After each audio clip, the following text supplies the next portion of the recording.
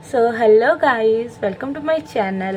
And आज हम बात करेंगे कि आपकी क्या अप्रोच रहनी चाहिए ताकि आप 50 डेज़ में इजीली ग्रुप वन क्लियर कर पाओ। बिना देरी किए हुए तो स्टार्ट करते हैं।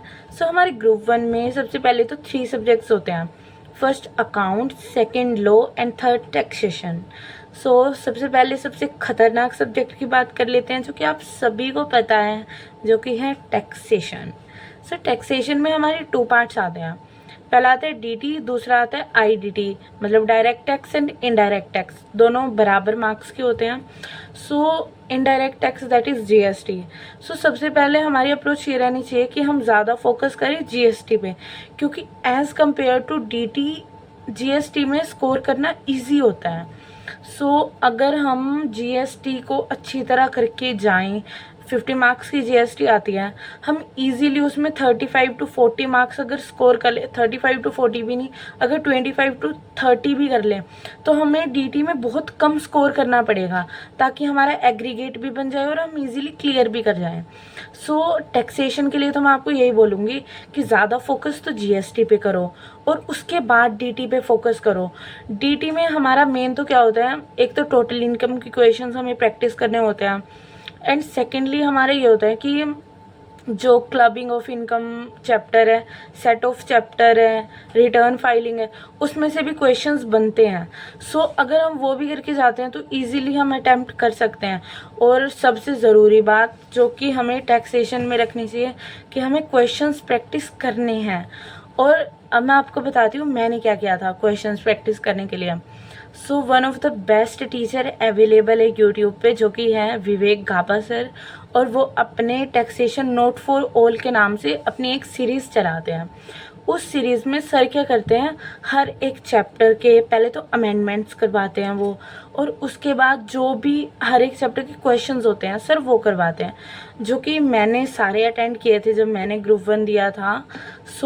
वो मुझे बहुत हेल्पफुल लगा था क्योंकि उसमें सर क्वेश्चंस प्रैक्टिस करवाते हैं और हमारा मेन क्वेश्चंस का होता है, क्योंकि हमें क्या होता है जब हम पेपर देने जाते हैं हमें पता नहीं चलता कि इस क्वेश्चन में हमें करना कैसे है, स्टार्टिंग कैसे करें। वो सर हमारा क्लियर करवा देते हैं। तो मेरा ये सजेशन रहेगा कि आपको एक बार वो सीरीज़ ज़रूर देखनी चाहिए। एक बार देख लो, अगर ना पसंद आए तो रहने देना। वैसे 100% आपको बहुत पसंद आएगी क्योंकि मैंने वो पूरी सीरीज़ देखी थी और तभी मेरा टैक्सेशन का पेपर काफ़ी अच्छा भी गया था और मेरे 50+ मार्क्स भी आए थे। टैक्सेशन में मैंने आपको बता दिया कि प्रैक्टिस, एक तो practice one of the most important thing है। दूसरा जीएसटी पे ज़्यादा फोकस करो ताकि आप उसमें ज़्यादा अच्छे स्कोर कर सको, क्योंकि देखो आप जीएसटी में अच्छा स्कोर कर लोगे फिर आपको डीटी में कम स्कोर करोगे तो भी आपका पेपर क्लियर हो जाएगा। अब बात रही स्कोरिंग की। कम से कम टारगेट 80 का लेके चलोगे तब 50 की लाइन में मार्क्स आएंगे। कम से कम 80 का लेके चलोगे। इसलिए टारगेट थोड़ा सा हाई रखो, प्रैक्टिस करो, और 50 डेज में अगर आप प्रैक्टिस करके जाओगे ना अच्छी तरह टैक्सेशन की, आराम से हो जाएगा। And secondly PYQs and mock test papers, these are most important. सबसे बड़ी गलती पता है हमसे क्या होती है, हम पेपर में टाइम मैनेज नहीं कर पाते। टाइम मैनेज, हम क्वेश्चंस देख के मतलब पैनिक कर जाते हैं कि भाई ये तो डिफ़िकल्ट क्वेश्चंस आ गया।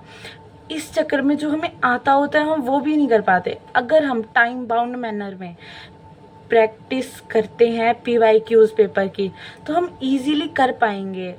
मतलब क्या होगा, जैसे आप 3 घंटे का टाइम बाउंड रखो कि आप पेपर दे रहे हो 3 घंटे तक, वही 2 से 5 बजे तक अगर आप दोगे तो आपकी एक हैबिट बन जाएगी, आपका माइंड डेवलप हो जाएगा कि मुझे, हाँ, मैं पैनिक नहीं करूँगा और आराम से करूँगा।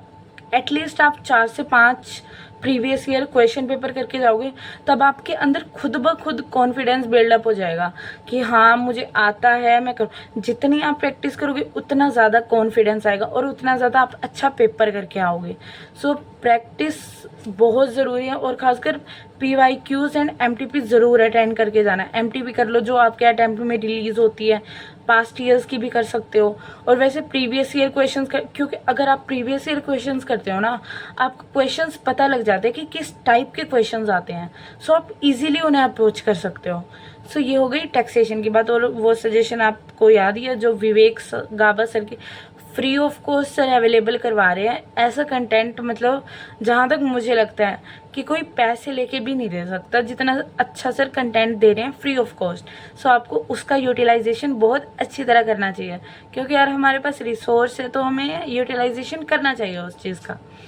अब हम चलते हैं अपने सेकेंड सब्जेक्ट पर, जो कि है लॉ। सो लॉ में पहले तो सबसे ज़्यादा बच्चे टेंस होते हैं, क्योंकि लॉ में लिखा नहीं जाता। और वो लिखा क्यों नहीं जाता? क्योंकि हम प्रैक्टिस नहीं करके जाते, रिटन प्रैक्टिस नहीं करके जाते। हम लोग की वीडियोस देख लेते हैं, ऑनलाइन वीडियोस देख लेते हैं, लेकिन हम लिख के प्रैक्टिस कभी नहीं करते। तो क्या होता है, हमें आंसर्स तो आते होते हैं, हमारे माइंड में आंसर होते हैं कि हाँ इसमें ये आंसर आएगा, लेकिन हमें अप्रोच क्या नहीं पता चलती कि यार उसे लिखना कैसे है। सो हमें यही नहीं पता कि उसे हम लिखें कैसे। क्वेश्चंस है, क्वेश्चंस जैसे एक क्वेश्चन में 3 पार्ट्स है, आपको पार्ट्स तीनों आते हैं कि हाँ इसमें ये कंटेंट आएगा, लेकिन आपको लिखने की अप्रोच नहीं पता कि मैं कैसे लिखूँगा तो मुझे कैसे वो अच्छे मार्क्स देगा इसे आए। So main thing, written practice of questions. So written practice of questions के लिए मैं आपको एक बहुत अच्छा वो बता देती हूँ कि मैंने खुद किया था वो मैं आपको खुद सजेस्ट कर रही हूँ कि आप देखो करण कुमार सर के लेक्चर्स। क्या होता है, जो सर है के सर बोलते हैं हम उन्हें। सो सर अपने रिटन प्रैक्टिस सेशंस लेके आते हैं, जो कि हर एक चैप्टर के करवाते हैं, और उसमें सर खुद से राइट करवाते हैं। अगर आप उनके साथ साथ, जैसे आपको क्वेश्चन चलो लर्न भी नहीं है, सो आप उनके साथ साथ लिख रहे हो ना, फिर भी आपके माइंड में कुछ ना कुछ जा रहा है, क्योंकि आपके हाथ भी चल रहे हैं, आपका माइंड भी चल रहा है, और कहीं ना कहीं आपके मतलब माउथ भी चल रहा होता है कि हाँ आप बोल बोल के लिखते हो। सो ये बहुत हेल्प करता है। सो अगर आप उस सीरीज़ को करण सर भी क्या नाम लेते हैं, फ्री ऑफ कॉस्ट अवेलेबल करवा रहे हैं उसे, जो कि बहुत अच्छा कंटेंट प्रोवाइड करवा रहे हैं सर। सो हमें यूटिलाइजेशन करना चाहिए। मैंने आपको टैक्सेशन में बता दिया फ्री कंटेंट आपको क्या यूज़ करना है प्रैक्टिस के लिए। लो की बात होगी कि हमें प्रैक्टिस के लिए क्या कंटेंट यूज़ करना है। करण सर ने बहुत अच्छे, आप वैसे कोई और टीचर के भी जो आपको अच्छे लगते हैं आप किसी और टीचर के प्रेफर कर सकते हो, लेकिन मैं पर्सनली अपने एक्सपीरियंस से बता रही हूँ कि मैंने सर के प्रेफर किए थे और काफ़ी अच्छा मेरे लो में 50+ मार्क्स थे, और वो उन्हीं प्रैक्टिस सेशंस के कारण थे। अब हमारे लो के पहले तो होगी प्रैक्टिस करने के बाद सबसे बड़ा डाउट हमारा ये होता है कि सेक्शंस का क्या करें, कि भाई सेक्शंस लर्न तो हम सारे कर नहीं सकते, हो नहीं रहे हैं, और अगर हम करके नहीं जाएंगे तो ICI मार्क्स देगा या नहीं देगा। सो इसके लिए ना सिंपल सा यही आंसर है, 50 डेज बचे हैं। अगर आपने सेक्शंस याद कर रखे हैं तो वेल एंड गुड। अगर आपने सेक्शंस लर्न नहीं किया तो इम्पोर्टेंट सेक्शंस देख जाओ, जैसे कोरम वगैरह का इम्पोर्टेंट सेक्शंस होते हैं ना, वो करके चले जाओ। और अगर आपको पेपर में पूरा कॉन्फिडेंस है कि आपका सेक्शन नंबर सही है, आपको ये आता है, तो ही लिख के आओ।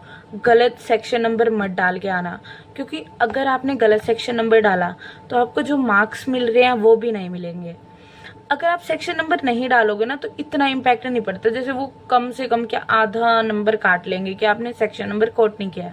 लेकिन अगर आपने गलत डाल दिया तो आपको कुछ नहीं मिलेगा, उस क्वेश्चन में कोई मार्क्स नहीं मिलेंगे। मतलब होप होती है थोड़ी मोटी, वो भी चली जाएगी। सो गलत सेक्शन नंबर तो बिल्कुल मत डाल के आना, और सेक्शन नंबर मतलब इम्पोर्टेंट की कर जाओ। जैसे ये आप टॉपिक्स आपको इम्पोर्टेंट लगते हैं कि हाँ एक चैप्टर में से 4-5 टॉपिक उठा लो कि हाँ ये इम्पोर्टेंट है, और उनके सेक्शंस कर जाओ। अगर पेपर में वो क्वेश्चन आए तो सेक्शंस लिख देना, अगर नहीं आए तो कोई बात नहीं, आंसर लिख देना। अब हम चलते हैं, पहले तो मैंने आपको प्रैक्टिस की बात बताई। हाँ, प्रैक्टिस में एक और चीज़, जैसे अगर आप प्रैक्टिस करके जाते हो ना, तो अगर आपको वहाँ पे मतलब आपका अप्रोच पता चल जाती है कि आपको लिखना कैसे है।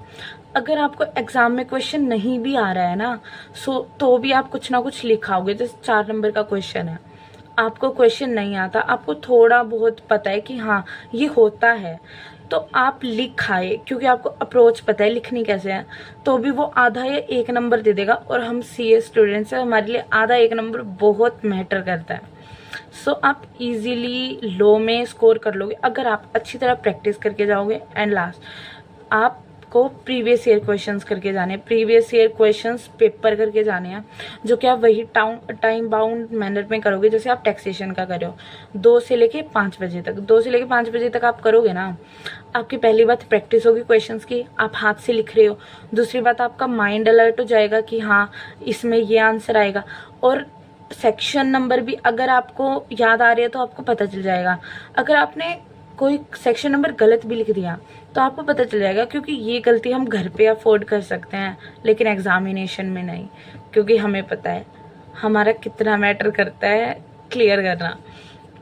सो प्रीवियस ईयर क्वेश्चंस लगा के जाने। एमटीपी आरटीपी देख लो एक बार कि भाई क्या क्या क्वेश्चंस आए हुए हैं, क्योंकि वो इंपॉर्टेंट क्वेश्चंस होते हैं। सो प्रीवियस ईयर क्वेश्चन वही 3-4 ईयर्स के कर लो आराम से। आपका जैसे 50 डेज है, सो आप एक टाइम टेबल बना लो कि भाई इस दिन मैं टैक्सेशन का पीवाईक्यू करूँगा, इस दिन मैं लॉ का पीवाईक्यू करूँगा 2 से लेके 3 बजे तक, 2 से लेके 5 बजे से सॉरी। तो जैसे आपने सुबह रिवीजन की उसकी और शाम को अपना पीवाईक्यू दे दिया पूरे टाइम बाउंड मैनर में। और जैसे आप आईसीआई का एग्ज़ाम लिखते हो सेम वैसे ही, तब भी मतलब वो थोड़ा हेल्पफुल होगा हमारे लिए। सो लो की बात हो गई कि सबसे मेन प्रैक्टिस करनी है आपको, क्वेश्चंस की हैंड रिटन, पीवाईक्यूज करने हैं, इंपॉर्टेंट सेक्शन नंबर्स लर्न कर लो अगर कर सकते हो तो, अगर आपको लगता है तो, वरना रहने दो, कोई वो नहीं है कि करना ही है। सो इतना इम्पोर्टेंट नहीं, इतना भी इम्पोर्टेंट है लेकिन इतना भी इम्पोर्टेंट नहीं है कि आप पता चल रहा है कि जो लर्न किया हुआ है वो क्वेश्चंस भूल रहे हो और सेक्शन नंबर पे ज़्यादा फोकस कर रहे हो। सो अब चलते हैं हमारे थर्ड सब्जेक्ट पे, जो कि अकाउंट्स। अकाउंट्स एक सीए स्टूडेंट का फेवरेट सब्जेक्ट होता है, और अकाउंट्स एक ऐसा सब्जेक्ट है जिसमें हमारी डूबती हुई नैया बच सकती है। अगर हम टैक्सेशन और लॉ में 40+ मार्क्स ले आते हैं और अकाउंट्स में हम अच्छा स्कोर कर लेते हैं, एग्जम्पशन स्कोर कर लेते हैं, तो हमारा एग्रीगेट बना सकता है अकाउंट्स। मेरी अकाउंट्स में एग्जम्पशन आई थी। सो सबसे पहले तो हम बात करते हैं ये कि अकाउंट्स में हमें मेन फोकस किस चीज़ पे करना चाहिए ताकि हम सबसे अच्छा स्कोर अकाउंट्स में कर सकें और फिर हमारा लॉ और टैक्सेशन का एग्रीगेट बन जाए, उसमें हमें आगे प्रॉब्लम ना आए। सो अब बात करते हैं अकाउंट्स के मेन टॉपिक्स के। सबसे पहले आते हैं हमारे अकाउंटिंग स्टैंडर्ड्स।